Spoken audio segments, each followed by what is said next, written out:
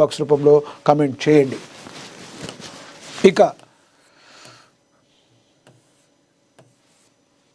జిహెచ్ఎంసీలో జోన్లు సర్కిళ్ల పెంపు తుది నోటిఫికేషన్ విడుదల. జోన్లు 6 నుండి 12కు, సర్కిళ్లు 30 నుండి 60కి పెంచారు.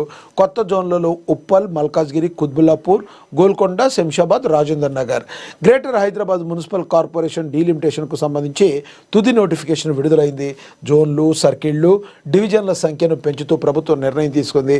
జిహెచ్ఎంసీలో జోన్లు 6 నుండి 12కు, సర్కిళ్లు 30 నుండి 60కి పెంచుతూ నిర్ణయాన్ని తీసుకున్నారు. డివిజన్ల సంఖ్యను 300కు పెంచుతూ నోటిఫికేషన్ జారీ చేశారు. కొత్తగా ఏర్పడుతున్న జోన్లలో ఉప్పల్, మల్కాజ్గిరి, కుత్బుల్లాపూర్, గోల్కొండ, శంషాబాద్, రాజేందర్ నగర్ కూడా ఉన్నాయి. గత కొద్ది రోజులుగా రాజేందర్ నగర్, శంషాబాద్ ప్రాంతాల్లో వ్యక్తమైన నిరసనలు ప్రభుత్వ పరిగణలోకి తీసుకుంది.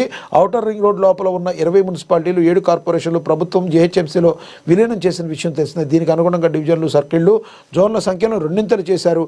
డివిజన్ల విభజనపై 6,000కు పైగా అభ్యంతరాలు వచ్చాయి. వాటిని పరిశీలించిన అధికారులు సహేతుకమైన వాటిని పరిగణలోకి తీసుకుని తుది నోటిఫికేషన్ను విడుదల చేశారు. ఒక రకంగా ఇది చాలా ఆహ్వానించదగ్గ విషయం. ఎందుకంటే జిహెచ్ఎంసీలో జోన్లు, సర్కిళ్లు పెంచడం వల్ల మరి అక్కడ ఈ సమస్యలు ఏమున్నాయో ఇంకా తెలుస్తుంది. ఆ సమస్యలు తొందరగా పరిష్కారం అవడానికి ఇంకా అవకాశం ఉంటుంది. ఎందుకంటే ఇప్పుడు ఎక్కువగా ఉన్నారు, ఒక గొర్రెల మంద ఎక్కువగా ఉంది. గొర్రెల మంద ఎక్కువగా ఉంటే ఏమవుతుంది, ఏదో ఒక గొర్రె తప్పిపోయేటకు అవకాశం ఉంటుంది. కానీ మెయింటైన్ చేయగలిగిన గొర్రె మంద వరకే ఉంటే మరి గొర్రె మందలో ఎక్కడ కూడా ఒక్కటి కూడా అటు ఇటు పోవడానికి అయితే కుదరదు. ఎందుకంటే అది అంతా మనం కంట్రోల్ చేయొచ్చు. అదేవిధంగా మరి జనాలకి కావలసిన అన్నీ కూడా జరగాలి అంటే ఈ రకంగా జోన్లు ఏమైనా, సర్కిళ్ళు ఏమైనా ఉంటే ఆ జోన్లు, సర్కిళ్లకు సంబంధించి మరి జిహెచ్ఎంసీలో మరి పెంచడం అయితే జరిగింది.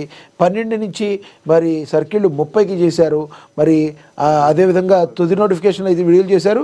దీనిలో కొత్త జోన్లలో అయితే ఉప్పలు, మల్కాజ్గిరి, కుత్బుల్లాపూర్, గోల్కొండ, శంషాబాద్, రాజేందర్ నగర్ వచ్చాయి. రానున్న రోజుల్లో మరి ఈ జిహెచ్ఎంసీలో ఈ ప్రాంతాలు కూడా మరింత అభివృద్ధికి నోచుకుంటాకి ఇదొక తార్కాణంగా మనందరం కూడా అనుకోవచ్చు. ఇక జీమెయిల్ యూజర్ ఐడి మార్చుకునే ఆప్షన్ త్వరలో అందరికీ అందుబాటులోకి వస్తుందని కూడా ప్రచురించారు. ఇక తెలంగాణలో యూరియా యాప్ ప్రభంజనం. 1.15 లక్షల బస్తాలు బుకింగ్లో సరికొత్త రికార్డు. యూరియా యాప్ ద్వారా లబ్ధి పొందిన 20,000 మంది రైతులు. యూరియా యాప్కు అన్నదాతల నీరాజనం. జిల్లాల వారీగా ఊపందుకున్న యూరియా ఆన్లైన్ బుకింగ్స్. అగ్రస్థానంలో పెద్దపల్లి జిల్లా ఉందని కూడా ప్రచురించారు. ఇక మనకు తెలుసు మరి దేశవ్యాప్తంగా కూడా యూరియా కొరత ఎంతైతే ఉండి ఈ సంవత్సరం మొత్తం అందరినీ కూడా రైతన్నని కుదేలు చేసింది.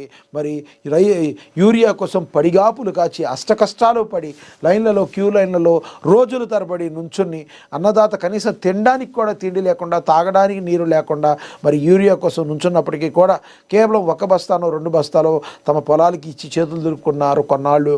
కానీ మరి ఆ సమస్య ఎటువంటి పరిస్థితుల్లో అధిగమించాలని చెప్పి మరి కాంగ్రెస్ ప్రభుత్వం కూడా మరి కేంద్ర ప్రభుత్వం మీద ఒత్తిడి చేయడం జరిగింది. ఎందుకంటే యూరియా అనేది రాష్ట్ర ప్రభుత్వం చేతుల్లో కాదు. ఈ రోజున కేంద్ర ప్రభుత్వం నుంచి కూడా రావాల్సిన వాటా, తెలంగాణకు రావాల్సిన వాటా మరి రాకపోవడం కూడా మరి అనేక ప్రశ్నలకు తావిచ్చింది. ఎందుకంటే రాష్ట్ర వ్యాప్తంగా కాదు, దేశవ్యాప్తంగా యూరియా కొరత ఉంది.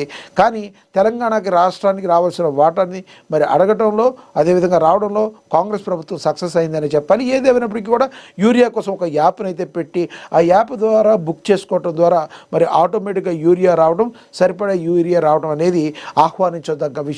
రైతన్నలందరూ కూడా దీన్ని వినియోగించుకొని మరి తమ పంట పొలాలని అద్భుతంగా పండించి తద్వారా దేశం సస్యశ్యామలం అవడానికి ఎంతగానో కీలకంగా ఉంటారు. ఎందుకంటే మనకు తెలుసు రైతే భారతదేశానికి వెన్నుముక.